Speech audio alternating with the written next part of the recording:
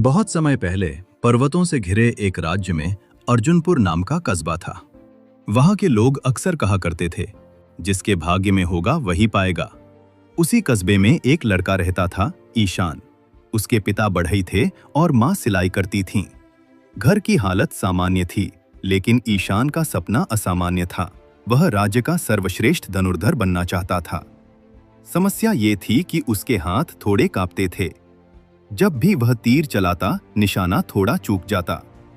लोग हंसते, अरे जिसके हाथ ही स्थिर नहीं, वो क्या तीरंदाज बनेगा।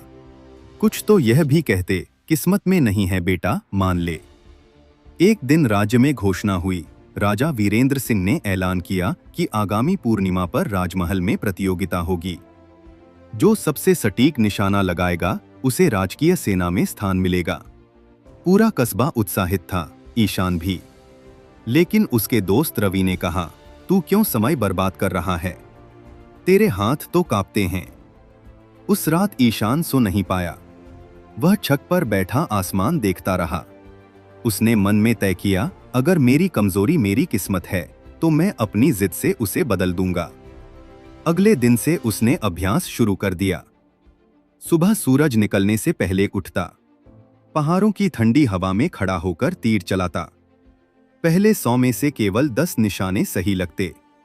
वह निराश होता, मगर रुकता नहीं। उसने अपने कांपते हाथों को स्थिर करने के लिए एक नया तरीका अपनाया।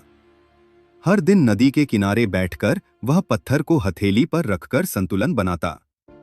धीरे धीरे उसकी पकड़ मजबूत होने लगी। लोग हंसते रहे, देखो पागल बन गया है, इतनी मेहनत से क्या होगा, जो लिखा है वही होगा। लेकिन ईशान ने सुनना बंद कर दिया था। दिन बीतते गए। एक बार अभ्यास करते हुए उसका तीर पेड़ से टकराकर वापस आया और उसके कंधे पर चोट लगी। खून बहने लगा। पिता ने कहा, बस कर बेटा, हर सपना पूरा नहीं होता। ईशान ने दर्द सहते हुए जवाब दिया, हर सपना नहीं, लेकिन जो जिद बन जाए वो जरूर होता है। प्रतियोगिता का दिन आ गया। राजमहल के प्रांगण में सैकड़ों लोग इकट्ठा थे। बड़े बड़े योद्धा, चमकते कवच, आत्मविश्वास से भरे चेहरे। ईशान सादा कपड़ों में खड़ा था। पहला दौर, स्थिर लक्ष्य। दूसरा दौर, चलती हुई लकड़ी का चक्र।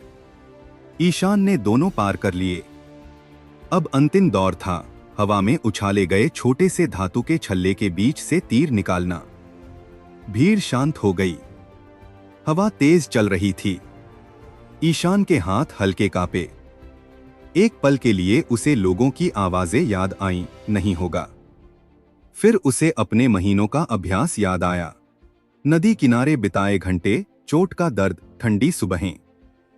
उसने आंखें बंद की, गहरी सांस ली और तीर छोड़ दिया।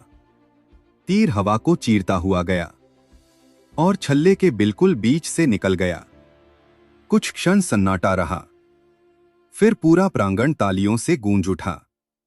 राजा वीरेंद्र सिंह स्वयं खड़े हुए और बोले, आज हमने सिर्फ एक निशाना नहीं देखा, हमने जिद की ताकत देखी है। जब इंसान ठान ले तो किस्मत भी उसके सामने झुक जाती है।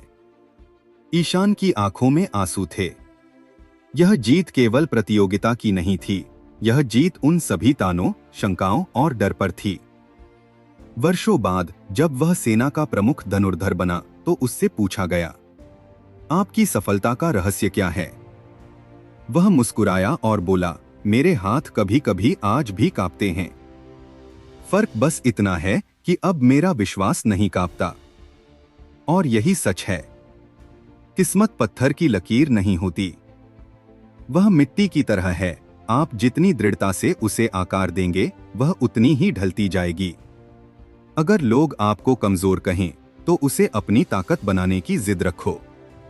अगर हालात आपके खिलाफ हों, तो उन्हें बदलने की जिद रखो। और अगर दुनिया कहे नहीं होगा, तो मुस्कुराकर इतना करो कि एक दिन वही दुनिया कहे, ये तो होना ही था। क्योंकि याद रखो, जिद ऐसी रखो कि किस्मत भी झुक जाए।